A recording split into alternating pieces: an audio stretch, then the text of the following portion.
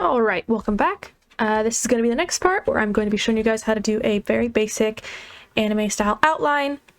Its thickness will vary a little bit so it doesn't look so unnatural.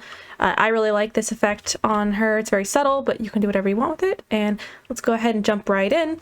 So here's the same logic we established from last time. So I'm just going to add this straight to what we were doing before. Very similar logic, where I'm going to add another fresnel. You're going to learn that I absolutely love fresnels. They're the best. And then I'm going to add a color ramp, just so that I can drive that data. And then I'm going to, you guessed it, add a mix color node. I'm going to change this to multiply. You're going to realize that a lot of my logic here has to do with like these multiply nodes and color effects.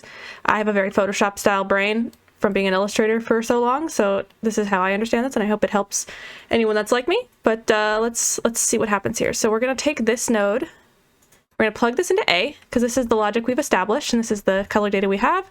And we want this to be added, we want this on top. So I'm going to add this here, change this to multiply, and then plug that in.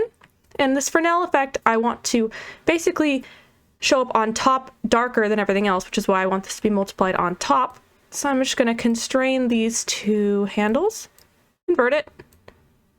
You can kind of see right away the effect we're going to get, and I'm going to turn that factor all the way up, so we can see the effect at 100%.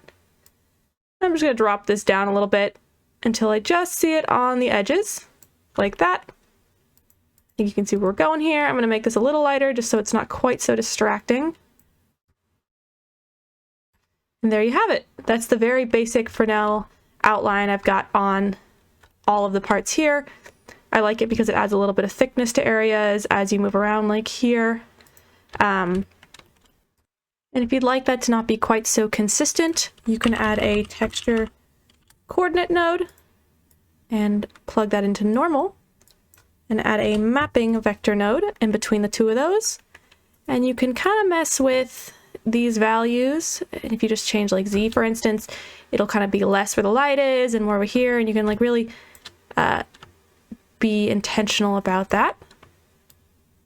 It's all up to you. And then you can kind of mess with these values to get the effect that you like. I'm going to leave it there for simplicity, but I'm going to go ahead and add a little bit more to this effect, and that's going to be with a method called the inverted hole method. This is very popular in the toon community, so you've probably seen it before.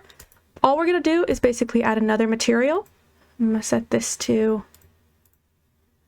emission, and I'm going to set this to whatever color you want to be your outline.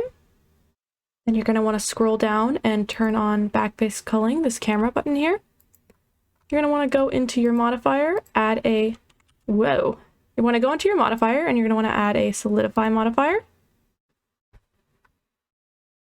And then in your solidify modifier, you're going to want to turn on lip. You're going to want to set your material offset to 1.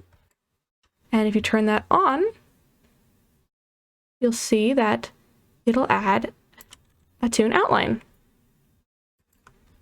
So I'm going to set this to be a not quite as dark of a color. And this way you can combine the two effects to create a really interesting toon look. That way you can have a really varied line thickness, or if you don't want to use the solidify modifier, you can just use that fresnel. I've got that effect on different parts of the model to create different effects. I've got that on these earrings here, just so they pop out. And I think that it looks really nice, and it works on almost every single part. In the next tutorial, I want to go over how to create this shiny eye effect. It looks really pretty, and I'm really proud of it, so please stay tuned if you are interested in figuring that out with me, and let me know in the comments if you have any questions. Please like and subscribe if this has been a helpful tutorial series so far, and I'll see you in the next one. Thanks, guys! Oh! Oh!